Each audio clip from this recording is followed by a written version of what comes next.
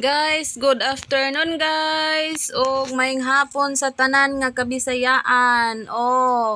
Ngayon guys, meron tayong trabaho dito sa church namin guys. It's time 2:49 in the afternoon. Ayan guys, ganyan. Dapat marunong tayong magtrabaho. Kahit babae tayo, marunong din tayong magtrabaho ng ganitong trabaho.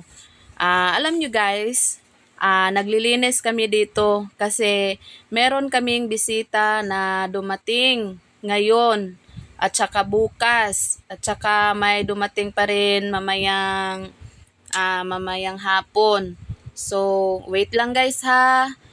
Itatapon muna namin ang basura at saka babalik agad ako. Babalik kami agad ni sister. Ayan guys. Alam nyo guys, pasensya na ha, hindi ako marunong magtagalog pero sinubukan ko talaga na magtagalog ako para maintindihan nyo po. Sa mga lahat ng mga subscriber ko dyan, pasensya na, baka alam nyo na Bisaya ako. Kapitbahay kami ni Ming. Ano ba yung YouTube ni Ming? Si Aris 30 Official. Alam niya kung sino ako. Paki-subscribe naman sa YouTube channel ko, Jubilin Mix Vlog po. Ayan. Nang hihiling po ako sa inyong mga suporta at saka naman sa lahat ng mga viewers. Pasensya na ha. Kasi Bisaya ako. Ayan. Yan ang ginawa namin ni sister ngayon. Nagbubuhat ng mga basura, itong mga damo, mga kahoy na maliit na pinutol-putol. Ayan, nilinisan namin, baka umuulan mamaya. Ngayon, mabuti naman ang panahon, wala namang ulan. Kaya ngayon lang namin na linisan to guys. Kasi nung Sabado, naglinis kami dito, hindi namin nakuha ang mga basura dito dahil lagi na lang umuulan. At saka guys, alam nyo naman na nakita nyo naman na maliit pa ang subscriber ko at andito ako guys, nanghihingi ng tulong sa inyo. Dapat madagdagan pang mga banana ko po. Ayan. Tulong-tulong kami ni sister. Tulong-tulong kami sa trabaho para madali. At saka guys, alam nyo, mahirap para magtrabaho kapag ang walis ay napaka-mubo. Ano ba yun? Small. Ano bang tawag ng pasensya na guys ha. Kala nyo di ako marunong gumawa nito, hindi ako marunong maggamit ng pala. Pala, pasensya na gyud guys, pasensya na kayo. Sa mga kabisayaan dyan, makaintindihan sa akin. Kaya sana maintindihan nyo po na hindi pala ako totoong Tagalog. Sinubukan ko po, nagpractice para marunong magtagalog. Kasi ang Bisaya, kadalasan, hindi yan marunong magtagalog kapag umpisa pa lang.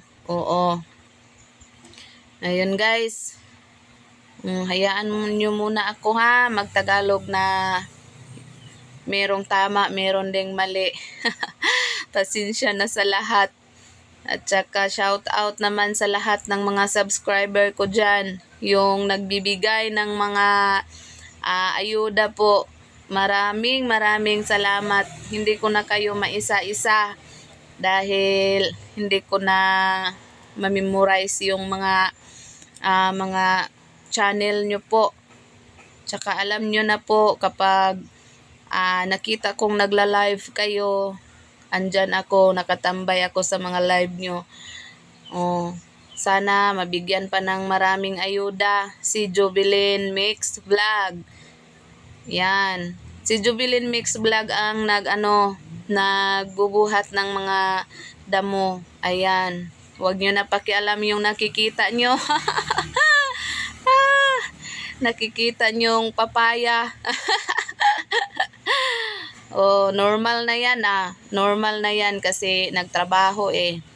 Oh, ayan guys Iyon lang ang gusto kong iparinig sa inyo po. Sana mabigyan nyo po ng marami pang ayuda. Oh guys, salamat tayo sa Panginoon ngayon kasi ang panahon natin ay okay lang, walang ulan. Dahil yan ang pinipray namin mga sister at brother dito sa church in Mutia kasi may bisita kami within 3 days. 3 days kaming merong bisita at saka yan ang pinipray namin na walang ulan dahil hindi madaling magtrabaho kapag umuulan. Lalo na mga sister na mga bisita dito, mahirap magtrabaho kapag merong ulan. Ayan.